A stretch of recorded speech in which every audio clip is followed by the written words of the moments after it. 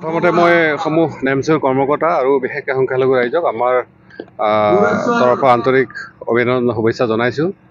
আপোনালোকে জানে যে আমি বিশেষকৈ আমাৰ BTC সংখ্যালঘু ৰাইজৰ তেওঁলোকৰ সাংবিধানিক অধিকাৰ মৰ্যাদাৰ যিখিনি প্ৰশ্ন আছে এই প্ৰশ্ন আমি সদায় তেওঁলোকৰ লগত আছোঁ আৰু ভৱিষ্যতেও থাকিম।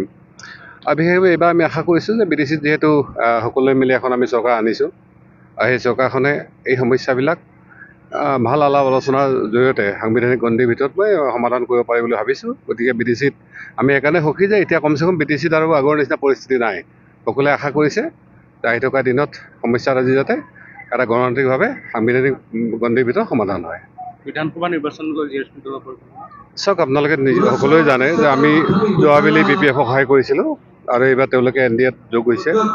যিয়ে নহয় তেওঁলোকৰ ভিতৰৰ কথা, কিন্তু আমি আশা কৰিছোঁ যে BTC 15টা সমষ্টি যাতে আমাৰ BTC ৰাইজৰ মানে যিহেতু এটা কি কয় শক্তিৰ কথা আছে, ক্ষমতাৰ কথা আছে, গতিকে সমষ্টিকেইটা যাতে আমি উলিয়াব পাৰোঁ আৰু সেই ক্ষেত্ৰত আমি BPFক সহায় কৰাই নহয় আৰু আহি থকা দিনত যাতে আমাৰ পৰা 2-4জন MLA যাব পাৰে তাৰ কাৰণে আমাৰ সম্পূৰ্ণ প্ৰস্তুতি চলি আছে। বিধানসভা নিৰ্বাচনত আপুনি নিজে চাওক, এই বিষয়ত আমি যিহেতু অলপ সময় আছে, আমি জানুৱাৰী মাহটো সাংগঠনিক কামত লাগিম বুলি ভাবিছোঁ। যিহেতু ফেব্ৰুৱাৰীৰ শেষ মানত ইয়াত নটিফিকেশ্যন হ'ব, তাৰ আগে আমি ভাল এটা সিদ্ধান্ত ল'ব পাৰি। কিন্তু সকলোৱে এটা কথা কৈছে যে এটলিষ্ট আমাৰ 1 বা 2জন যদি সদস্য এছেম্বলিত যায়, নিশ্চয় BTCৰ কথাখিনিৰ লগতে অসমৰ গোটেই বিষয়বিলাকৰ সম্পৰ্কত নিশ্চয় এটা বক্তব্য ৰখাৰ এটা সুবিধা আছে বা তাত কিবা কৰাৰ এটা সুযোগটো আছে। সেইকাৰণে আমি আশা কৰিছোঁ যে আমাৰ ফালৰ পৰা যাতে 2জন বা 3জন যি হয় ভাল প্ৰতিনিধি যায় আৰু সেই ক্ষেত্ৰত আমাৰ পাৰ্টি হওক বা আমাৰ শুভাকাংক্ষীসকলেও কৈছে যে আমাকো কৈছে, নিশ্চয় আমি তেওঁলোকৰ কথাখিনি ব্যৱস্থা ৰাখিম।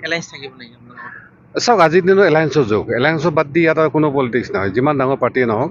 সেইকাৰণে আমি আশা কৰিম যে এলায়েন্সতে সমষ্টিবিলাক ওলাওক, এলায়েন্সতে ওলাওক, সেইটো আমি আশা কৰিম। সেইটো আপুনি BPFক এতিয়া যথেষ্ট সহায় কৰিছে নিৰ্বাচনত, পৰিষদীয় নিৰ্বাচনত।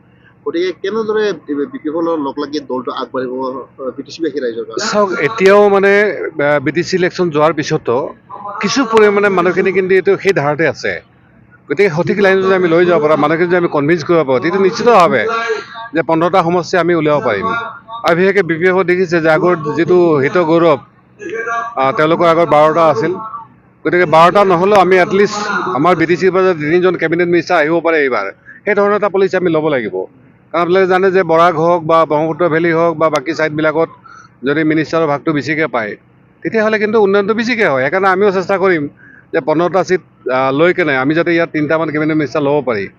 আৰু বিশেষকৈ জানে যে অসম চৰকাৰৰ পাৰ্টটো থাকিলেহে BTCৰ পাৰ্টটো ভাল হয়। গতিকে সেই কথাটো কিন্তু আমাৰ সকলোৱে গুৰুত্বপূৰ্ণ হৈ দৰকাৰ আছে। আৰু অলৰেডি BTCৰ এনেকুৱা ধৰণৰ এটা চলি আছে যে আমি ধৰ্ম, বৰ্ণ, জাতি, পাৰ্টি নিৰ্বিশেষে গৈ আমি যাতে ৰাইজৰ বা দেশৰ বা অসমৰ ভৱিষ্যতৰ কাৰণে ভালকৈ কাম কৰিব পাৰোঁ, সেনেকুৱা এটা কিন্তু ট্ৰেণ্ড এটা ইয়াত আৰম্ভ হৈছে।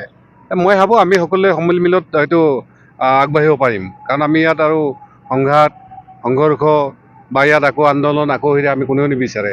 এটা ভাল পৰিৱেশ হয়তো আমি আশা কৰোঁ। NDAৰ লগতো কিবা হ'ব পাৰে নেকি? চাওক, আমাৰতো NDAৰ লগত ডাইৰেক্ট আলোচনা হোৱা নাই। গতিকে এই ক্ষেত্ৰত আমাৰ BPFৰ লগতে কথাখিনি চলি আছে। আৰু BPFে যিহেতু ইয়াত মেজৰ পাৰ্ট, গতিকে তেওঁলোকে NDAত যদি কিবা থাকে আমাৰ তাত বিশেষ একো ক'বলগীয়া নাথাকিব। এই বিষয়ত আমি নিশ্চিতভাৱে পাতিম। আমাৰ কিন্তু NDAৰ লগত তেনেকুৱা কোনো আলোচনা হোৱা নাই আৰু হয়তো ভৱিষ্যতো নহ'বও পাৰে। ধন্যবাদ।